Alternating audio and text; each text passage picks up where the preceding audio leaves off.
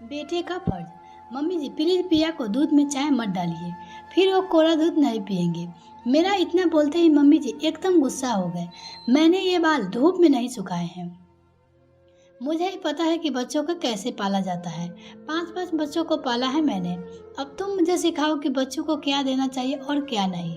पर मम्मी जी, मैं आगे कुछ बोलती ही इतने में ही राहु यानी मेरे पति देव बाहर से आ गए। उन्होंने हमारी बातचीत सुन ली थी। ये मुझ पे ही नाराज होने लगे। ममता, मम्मी को कुछ भी बताने की जरूरत नहीं है, उन्हें सब पता है। लेकिन 2 साल की पिंकी को भी अभी भी से दूध पी के चाय देना। मम्मी जी जो भी करेगी उचित ही करेगी। मैं मम्मी जी के खिलाफ एक शब्द ही नहीं सुनना चाहता। इतना बोलकर राहुल कमरे में चला गया। मैं मन मुसड़ कर रह गई। मैं चाहती थी कि पिया को कोई भी गलत आदत ना डाल सके। मैं उसे अच्छे से अच्छे संस्कार दूं, लेकिन घर में मेरे चले तब ना। वैसे मुझे मम्मी जी से कोई भी शिकायत नहीं थी। उनका स्वभाव बहुत अच्छा था। पिया का भी वो बहुत ख्याल रखते थे। लेकिन पिया की परवरिश को लेकर अक्सर मेरे मम्मी जी में टकराव की स्थिति आ जाती थी। मम्मी जी, पिया अभी बच्ची है, ऐसा कहकर उसकी हर जायज और नाजायज जिद पूरी कर देती थी। इस वजह से वो जिद्दी भी बनती जा रही थी। अब यह नया मसला शुरू हो गया था, दूध में चाय डालकर देना। मुझे पता है कि राहुल बहुत ही सुलझे हुए व्यक्ति है। वो मुझसे एवं मम्मी जी से दोनों से बहुत ही प्यार करते हैं, लेकिन राहुल का मम्मी जी के गलत बात में भी साथ देना मुझे अंदर तक दुखी कर गया। पूरा काम निपटाकर जैसे ही मैंने कमरे में गई, राहुल खुद ही कहने लगे, ममता, मुझे पता है कि मम्मी गलत कर रही है। उनके मुंह से ये वाक्य सुनकर मैं आश्चर्यचकित रह गई। आपको पता है कि मम्मी जी गलत कर रही, फिर भी आपने नहीं बोला। ममता, बचपन से मम्मी ने मैं दूसरी की नज़र से नीचा ना हो जाऊँ, इसलिए हर किसी को सामने ना जाने की कितनी बार मेरी कमियां और गलतियां को छुपाया है।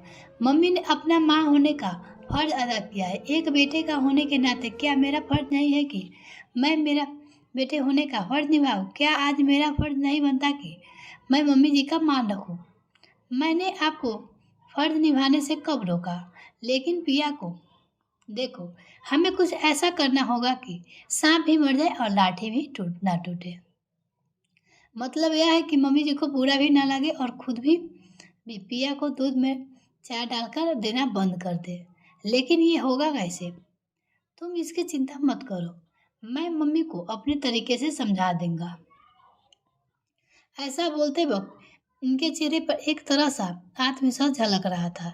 इनमें से मैं भी पूरी तरह आश्चर्यचकित हो गई। 3-4 दिन बाद उन्होंने मम्मी जी से कहा, मम्मी, चंडन आंटी के यहाँ जाना था, उनका घर हॉस्पिटल के पास ही है। आज पिया को डॉक्टर को दिखाना है। तो ऐसा करते हैं, हम पहले डॉक्टर के यहाँ चले जाते हैं, फिर मैं आपको चंडन आंटी के यहाँ छोड़ दूंगा। हम लोग डॉक्टर के पास गए। चेकअप के बाद डॉक्टर बोली, राहुल, बच्ची दूध तो पीती है ना? आजकल वो दूध पीने में बहुत नाटक कर रही है, साफ मना कर देती है। इसीलिए अब हम दूध में 2 घुट चाय डालकर दे देते हैं, ताकि इसे बहाने कुछ तो कुछ दूध उसका पेट में जाए। ये तुम बहुत बड़ी गलती कर रहे हो।